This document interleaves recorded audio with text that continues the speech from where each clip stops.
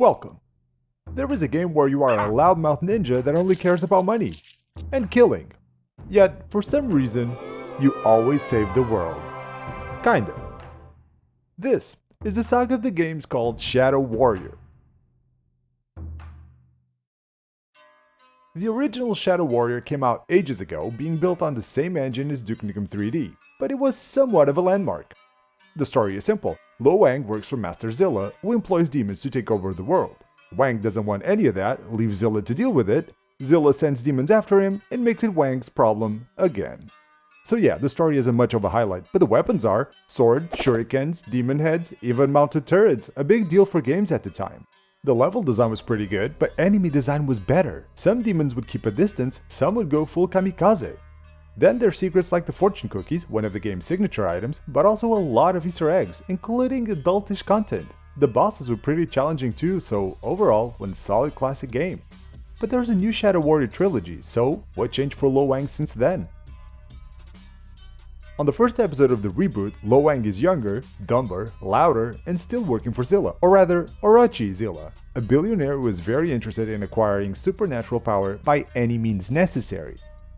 This time, Zilla wants a specific relic, a sword, named Nobitsura Kage, the one that burns even shadows, or something like that. Negotiations fail, of course, and I'm forced to take care of all these katana-swinging gangsters before I can shake down their boss. Except Wang wasn't expecting to deal with real magic. Not just that, but ancient demon magic on top. Meet Oji, an ancient god of mischief, but I'll get back to him.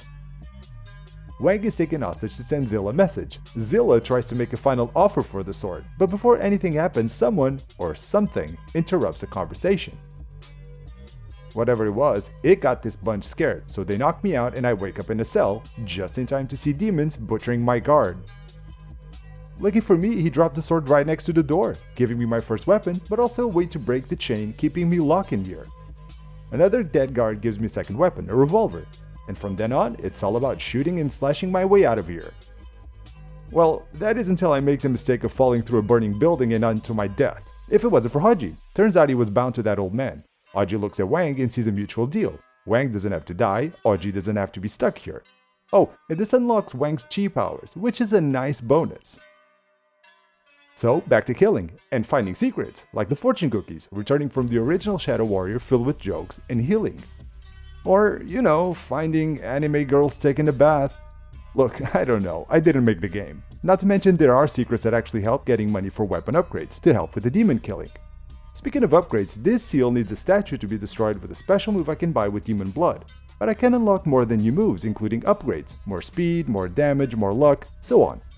And while sword techniques come in handy, I do have magic powers now, and those can be upgraded by using chi crystals I can find hidden in the map. Yeah, okay, I've done my upgrades, but I need to find that sword, or my boss will kill me. Seems like a golem took it and ran away, so I've got myself a chase. The first spot I'm visiting is a lot less linear than the previous level. It's got an arcade, alleys, rooftops, all worth exploring. But there's new enemy types that keep showing up too, and when I reach the golem's temple, I meet the first boss. What a big boy! He's a bit tough and he's not even the golem, so considering there will be more demons ahead, Wang decides to make a detour back to his mansion. Turns out Wang's a huge nerd with a superhero complex, even shaving his head and wearing a ninja suit. But this is the best metaphor for this new trilogy, an idiot trying to become a hero, and it works. So through laughs and bullets, Wang goes to find that sword. Which he does, because by Shadow Warrior 2, Wang is a fully certified ninja, the Nobitsura Kage is a used up souvenir, and demons run free all over the world. And they constantly get in Wang's way, which is how the game opens, in a very interesting way. Before anything else, let me say this is my favorite part of the trilogy. The game has better graphics, better gameplay, easier mechanics, and large detailed open levels, but that isn't all. It holds a lot of the Shadow Warrior spirit, starting with the humor. Wang is a ninja, but doesn't even have the reflexes to hold a relic and drops it right below the Guardian. This is also the last part of the tutorial mission where I can practice the sword techniques and chi powers from the last game. Then there's an escape sequence as a horde of demons chases me, with a couple of combat sequences in the middle until I finally make my getaway. Back at the Yakuza headquarters, I'm about to deliver the relic until I'm given the bad news. The person paying me for this job has been kidnapped by my old boss, Zilla. At this point, it can't be a Shadow Warrior game without Zilla. So off to Zilla Corporation to rescue Kamiko. There's killer robots and ninja cyborgs everywhere, but I make it to the main lab. Two creepy ladies have Kamiko tied down and inject her with something that gets her possessed by nothing good. Honestly, this ain't a good idea, and that ain't Kamiko anymore. But it's a rescue mission, so maybe the best shot is with Smith. He's part blacksmith, part mechanic, part shaman, you get it. And he does have an idea to save Kamiko's soul, but without a place to stash it, he shoves Kamiko inside Wang. Yep, that's her in the corner. It takes a little adjusting for both Wang and Kamiko, considering they don't really like each other. But while a little annoying, she does teach me how to teleport around the map. Seeing there's multiple locations to visit in the game, well, it beats driving. But my first stop is finding ingredients to save her body. It's a good first taste of the open areas in the game. Lots of creatures, lots of secrets, but the fact there's no order to the objectives, it feels pretty good.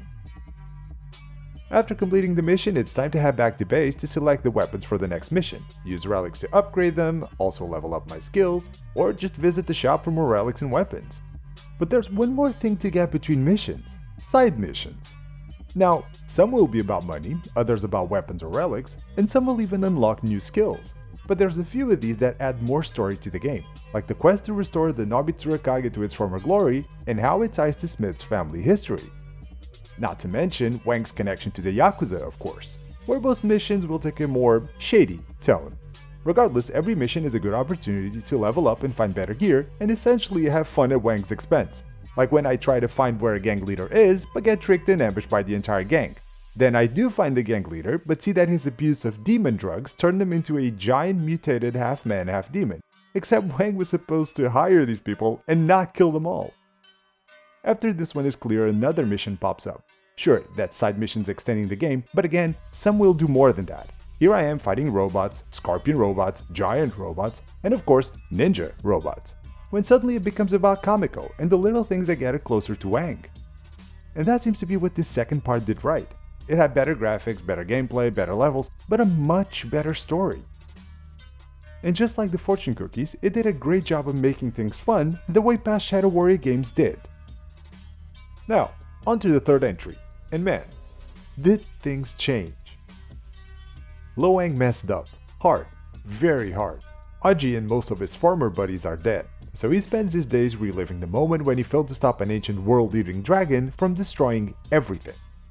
And that's actually the game's tutorial, throwing me back in time to ride the back of the dragon. First impressions? Beautiful. But as the game introduces the new enemies, it also shows the sword is just a backup weapon now. What? They did add cool finisher moves to rip enemies apart for temporary weapons, but still. Anyways, the dragon was a little too much for Wang. Everyone should be dead, but Zilla made it. Yep, the billionaire addicted to world domination survived, and he actually offers to team up with Wang to stop the dragon using the power left in Aji's mask. And with that, Wang is back in the game. The idea is to cross the mountains to give the mask to a witch. Of course, there's demons everywhere, so there's a lot of action, but the levels feel more closed off, like arenas. Though, there's one thing that helps. During this trip, Wang comes across a grappling hook, saving his life, but also giving me a tool that allows me to quickly skip around the maps. Sure enough, it's very fun to swing around. It's a grappling hook, it's always fun, but it's very useful in combat too. Oh, and speaking of combat, they also changed the level up system. It's closer to how it was on the first episode, but now I get orbs to unlock new bonuses to weapons and skills. It does feel a little like a step back. Anyways, the unlikely team finds the witch. After a couple of combat stages, I get a cutscene where it shows Aji is still alive. Wang kicks the witch, the mask flies in the air, and Zilla sticks to the plan, but Wang sweeps in for the save, proceeding to smack Zilla in the kisser, and teaming up with Aji to stop the dragon and end the Shadow Warrior trilogy. Sure, the sword isn't a big deal anymore, there's no magic, fortune cookies, or anime girls, but Wang, Zilla, the guns, and the demons are still here, ready for one last battle.